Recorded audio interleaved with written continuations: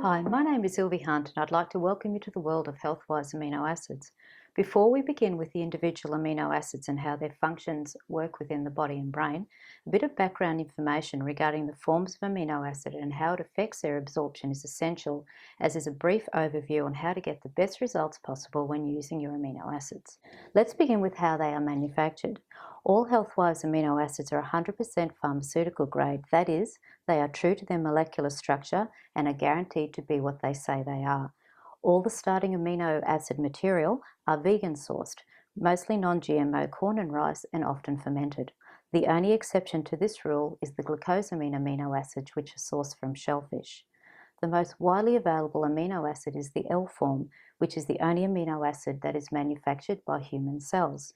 Another form is the DL, a combination of both D and L forms. D forms are not manufactured by the human cell and are therefore more difficult to absorb.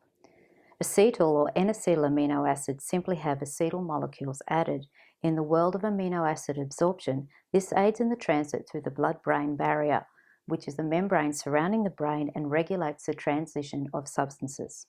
On that note, when using amino acids for producing neurotransmitter in the brain, such as serotonin or dopamine, for example, you want to give as much help as possible for the L forms to go through the blood-brain barrier. General rules are: always take away from food, particularly protein meals. This applies not only for aminos that you want to go to the brain, but any L-form amino acid, as protein is, after all, a bunch of amino acid that wants to make more protein, so it will try and include the individual amino acid into its family.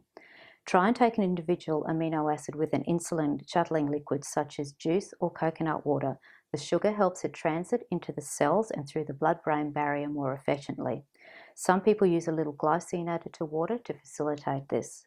Finally, there are many cofactors that aid in cell amino acid absorption and conversion to neurotransmitters. The most important are pyridoxal 5-phosphate and activated B3. Activated B vitamins can be taken in conjunction with amino acids or away from them if they are too stimulating. Our amino acid compendium has concise information on clinical uses, dosages, and contraindications, and can be accessed through our website link as displayed.